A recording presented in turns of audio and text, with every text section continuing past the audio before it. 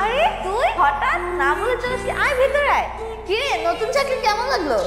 একদম জঘন্য। কেন, কোনো সমস্যা? আমি তো তোর রেফারেন্সে জবটা নিয়েছি। হ্যাঁ, এখন দেখছি জবটা না আমার জন্য সবচেয়ে বড় ভুল ছিল। অনেক বাদর ছেলে হোটেলে রুম ভাড়া নিয়েছিল, সে আসতে না আসতে আমাকে একটার পর একটা কাজের হুকুম দিচ্ছিল।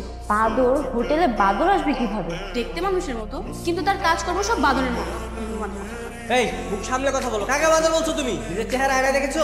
আপনি আপনি তো সব নষ্টের মুখ। আপনাকে তো আমি এই চুপ, বাদর বলছো না তুমি আমাকে? এখনই সরি বলো, সরি বলো। সরি, আপনাকে কোনোদিনই নয়। এইভাবে বলিস না, ও আমার ভাইয়া হয়। ভাই? এই বাদরটা তোর ভাইয়া? তুই জানিস না আমার বড় ভাই আছে, এটাই তোমার ভাইয়া। তোকে যে বাদরের কথা বলেছিলাম এটাই সে বাদর। তোকে আর বলে কি লাভ, আসি আমি। ও আমার অনেক ভালো বান্ধবী, ওকে আমি হোটেলের জবটা ম্যানেজ করে দিয়েছিলাম। আর তুই ওর সাথে কি করেছিস? আরে আমি কিচ্ছু করি নাই, আমি জাস্ট একটু হুকুম করছিলাম। মেয়েটা খুব সুন্দর তো, এত সুন্দর মেয়ে এখানে চাকরি করে। হ্যালো। রুম নাম্বার 501 থেকে বলছিলাম। জি স্যার, বলুন স্যার কি লাগবে? আমার তো তোমাকে লাগবে। সরি স্যার, বুঝতে পারিনি। না আসলে টেলিফোনে অনেক কিছু বোঝা যায় না, তুমি উপরে আসো, তোমাকে বোঝাচ্ছি। Okay sir. হাউসকিপিং 501 নম্বর রুমে কি লাগবে একটু দেখুন তো। স্যার আপনি? হ্যাঁ আমি আমাদের রিসেপশনে মেয়েটা কি নতুন এসেছে? জি স্যার। স্যার উনি কি আপনার সাথে কোনো বেয়াদবি করেছে? না তেমন কিছু করেনি, বাট যা করেছে তার জন্য পানিশমেন্ট আমি নিয়ে দিই। তুমি একটা কাজ করো, নিচে চলে যাও আর ওকে একটা কফি নিয়ে উপরে আসতে পারো। জি স্যার। ও যে তোর বান্ধবী আমি কি জানতাম নাকি? তুই তো কখনো বাসায় আনিস তো? ও কখনো বাসায় আসতে চাইনি, তাই আনা হয়নি, কিন্তু তোর জন্য আজকে ও রেগে চলে গেল। আচ্ছা তোর বান্ধবী তো, আমি ব্যাপারটা দেখতেছি। শোনো, আমি জানতাম না তুমি যে আমার বোনের বান্ধবী। তোমার সাথে সেরকম করাটা আমার একদমই ঠিক হয়নি। আমি এক্সট্রিমলি সরি। ও আচ্ছা, আজকে যদি আপনার বোনের বান্ধবী না হয়ে আমি অন্য কেউ হতাম তাহলে আমার করা উচিত ছিল, তাই তো? না না বাস সেরকম কিছু না। দেখো আমি কিন্তু তোমাকে সরি বলেছি। তো সরি বললে কি সবকিছু ঠিকঠাক হয়ে যায়? তাহলে কি করতে হবে আমাকে বলো। আপাতত তোমার চোখের সামনে থেকে দূরে চলে যাবে। আরে আরে দাঁড়াও, এটা তো তুমি রাগের কথা বলছো। তোমার রাগ ভাঙানোর জন্য কি করতে হবে সেটা বলো। আপনাকে দেখলেই তোমার রাগ উঠে। শোনো, রাগ চেপে না রেখে প্রকাশ করা কিন্তু খুব ভালো। আর আমি শুনেছি যে মেয়েরা খুব রাগী হয় তাদের মনটা নাকি অনেক সুন্দর হয়। দেখুন আপনি প্লিজ আমার পিছন পিছন আর আসবেন না। শোনো না, তোমার সাথে একটা সত্যি কথা বলার ছিল। কি কথা? ওই দিন তোমাকে যখন রিসেপশনে দেখেছি তখন থেকে আমার খুব ভালো লেগেছে, আর তাই আমার পরিচয়টা গোপন রেখে তোমার সাথে একটু দুষ্টামি করেছি। কিন্তু আমি একদমই ভাবতে পারিনি যে তুমি জবটা ছেড়ে দেবে। বলা শেষ, এখন আপনি আসতে পারেন। দেখুন আপনাকে আমি লাস্ট বারের মতো বলে দিচ্ছি, আপনি আমার পিছন পিছন আসবেন। এত সহজে আমি তোমার পিছন ছাড়ছি না। কিরে, কার সাথে কথা বলছিস? তোর নিমার সাথে কথা বলছিলাম। এই তোর বান্ধবী নাম্বারটা দে না। তুই ওর নাম্বার নিয়ে কি করবি? তোর বান্ধবীকে আমার খুব পছন্দ হয়েছে, ওর সাথে প্রেম করবো। কি বলিস এসব? তোর মাথা ঠিক আছে? হ্যাঁ আমার সব ঠিক আছে, দে নাম্বারটা দে। আমি দিতে পারবো না, তুই নিজে গিয়ে পটিয়ে প্রেম কর। আজব ব্যাপার, নাম্বার দিলে তো সমস্যা কি? তুই আমার বান্ধবীর সাথে প্রেম করতে পারবি না। ঠিক আছে, তোর কিচ্ছু দিতে হবে না, আমি নাম্বারটা নিজে ম্যানেজ করে নেব। কি ব্যাপার নীলা, আজকে হঠাৎ তোর ভাইয়াকে নিয়ে আসলি? আমি তো তোমার জন্য এসেছি, তোর জন্য কি শুধু শুধু এখানে আসবো নাকি? ও বুঝলাম। এই তো নিমা, চল তো আমরা যাই। এই তুই নাম ধরে ডাকছিস কেন? ওকে ভাবি বলে ডাকবি। কে কার ভাবি? ও আচ্ছা সরি সরি, তোমাকে তো প্রপোজ করানি রাইট? হ্যালো। তুই তো নির্লজ্জ কেন রে? তুই তোর ছোট বোনের সামনে তার বান্ধবীকে প্রপোজ করিস? তাতে কি হয়েছে? ভালোবাসা কি অন্যায় নাকি? আমি তো প্রপোজই করছি। দেখছিস কি উল্টাপাল্টা কথা বলছে? উল্টাপাল্টা না ম্যাডাম, যা সত্যি তাই বলছি। নীলা তোর ভাইকে থামতে বল। এই তুই যা তো। নেটা রাখ, দিয়ে দিস। কিরে কি করছিস? কিছু না। এই নে তোর জন্য গিফট আনছি। বস, থ্যাংক ইউ, বাট সব আমার পছন্দের জিনিস। কাহিনী কি? তুমি থ্যাংক ইউ বললে হবে না, পূর্ণিমার সাথে আমার রিলেশনটা করে দিবে না, তাহলে তোকে রেগুলার এরকম সুন্দর সুন্দর গিফট দিব। নীলাপা প্লিজ তোর ফ্রেন্ডের সাথে আমার রিলেশনটা করে দে না। মনে কর তোর অর্ধেক প্রেম হয়ে গেছে। আচ্ছা শোন, কালকে আমরা পার্কে যাবো। আচ্ছা শোন না, দেখ ভাইয়া কিন্তু খারাপ না, ভাইয়া আসলে একটা ভালো ছেলে। তোর ভাই যে কেমন ভালো ছেলে সেটা আমি খুব ভালো করেই জানি, আমাকে নতুন করে বোঝাতে হবে। সত্যি ভালো রে, তুই মন থেকে রাগটা কমিয়ে একটু কথা বল, তাহলে ঠিকই বুঝতে পারবি। আমি তো শুধু শুধু রাগ করিনি, তোর ভাইয়া রাগের কাজ করেছে বলে তো রাগ করেছে। সব ভুলে জানা রে, ভাইয়া সত্যি তোকে অনেক পছন্দ করে। মুখ দিয়ে বললেই তার পছন্দ করা হয় না। তোর ভাইয়া ভেবেছে ওইভাবে প্রপোজ করে সে খুব ভিন্ন কিছু করেছে, কিন্তু তোর ভাই এমন প্রথম একদমই ভালো লাগে। ভাইয়া ও মনি একদম মুখের উপর কথা বলে।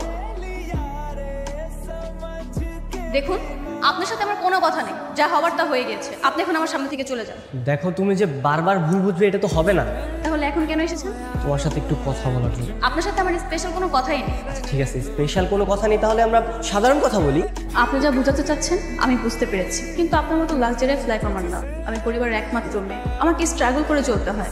আপনার বাবার অনেক টাকা পয়সা রয়েছে, কিন্তু আপনার যখন যা ইচ্ছে তখন তাই করতে পারছেন, সুতরাং আপনার সাথে তুলনাতে আমাদের কোনো লাভ নেই। দেখো প্রত্যেকটা মানুষের জীবনে না কোনো না কোনো প্রবলেম থাকে, আর সেই প্রবলেমগুলো সলভ করে জীবন যদি এগিয়ে যেতাম। বাস্তবতা যখন আপনার ঘরে করা নাড়বে না, তখন এইসব মোটিভেশনাল কথা আপনার মুখেই আসবে। যাই হোক, আমার লেট হয়ে যাচ্ছে। হ্যাঁ নীলাভ, কই তুই? তোকে কতক্ষণ ধরে কল দিচ্ছি, কল রিসিভ করিস না কেন? আমি তো বাবাকে নিয়ে একটু ডাক্তারের কাছে এসেছি। কি বলিস? আঙ্কেল কি অসুস্থ নাকি? হ্যাঁ, বাবার বুকের ব্যথাটা বেড়েছে, তাই তো ডাক্তারের কাছে নিয়ে এসেছি। আঙ্কেলের কি হয় না হয় আমাকে একটু জানাইস। ঠিক আছে। আঙ্কেল তো অনেক অসুস্থ, ওনাকে নিয়ে হসপিটালে গেছে। কি বলছিস, কোথায় আছে? আগারগাঁও হসপিটালে। আচ্ছা ঠিক আছে, তাহলে তুই বাসা যা, আমি হসপিটালে যাচ্ছি। আপনাকে আগেই বলছিলাম ওনার একটা ঋণ পড়াইতে হবে। আপনার বাবার অবস্থা কিন্তু ভালো না, হ্যাঁ যত তাড়াতাড়ি সম্ভব ঋণটা পড়াই ফেলুন।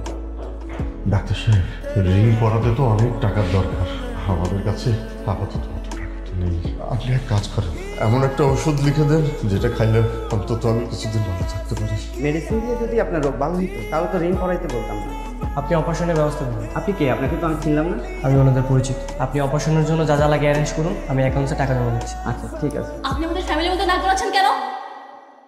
আপনি যে এখানে কেন টাকা দিতে চাচ্ছেন সেটা আমি খুব ভালো করেই বুঝতে পেরেছি। আপনাকে আমি এর আগেও বলেছি, এখনো বলছি, আপনি যেটা চাচ্ছেন সেটা আমাদের মধ্যে কোনোদিনই সম্ভব নয়। তুমি আমার উপর এখনো রাগ করে আছো? বিশ্বাস করো, আমি নিজেকে অনেকটা পরিবর্তন করেছি। আমি তোমার জন্য সবকিছু করতে পারি, আজ পর্যন্ত কারো জন্য করিনি। আর সহানুভূতি আর দয়া দিয়ে আমি বাঁচতে চাই না। তুমি সহানুভূতি মনে করছো? এটা সহানুভূতি না। আচ্ছা বাদ দাও, তুমি সবকিছু হিসাব করে রাখো, পরবর্তীতে আমাকে শোধ করে দিও। আপনার টাকার আমার কোনো প্রয়োজন, আমি আমার পরিশ্রমের টাকা দিয়ে আমার বাবার চিকিৎসা করাবো। আপনি প্লিজ এখান থেকে চলে যান। তনিমা, মা তনিমা, হ্যাঁ বাবা, কি হয়েছে বাবা? আমি আমাকে একটু পাঠাতে পারি খাবো মা। বাবা, তোমার কি অনেক বেশি খারাপ লাগছে? বাবা, বাবা, বাবা, তুমি কথা বলছো না কেন বাবা? হ্যালো, হ্যালো, আপনি এখন কোথায় আছেন? আমি তো বাইরে আছি। কেন? আমার বাবা হঠাৎ করে না চোখ বন্ধ করে ফেলেছে, কোনো কথাও বলছে না। আপনারা বলেছিলেন আপনি আমাকে উপকার করবেন, প্লিজ দয়া করে আমাকে কিছু টাকা হাওলাত দিন, প্লিজ আপনি আমার বাবাকে বাঁচান। আচ্ছা ঠিক আছে, তুমি কোনো চিন্তা করো না, আমি আসতেছি। আচ্ছা ঠিক আছে।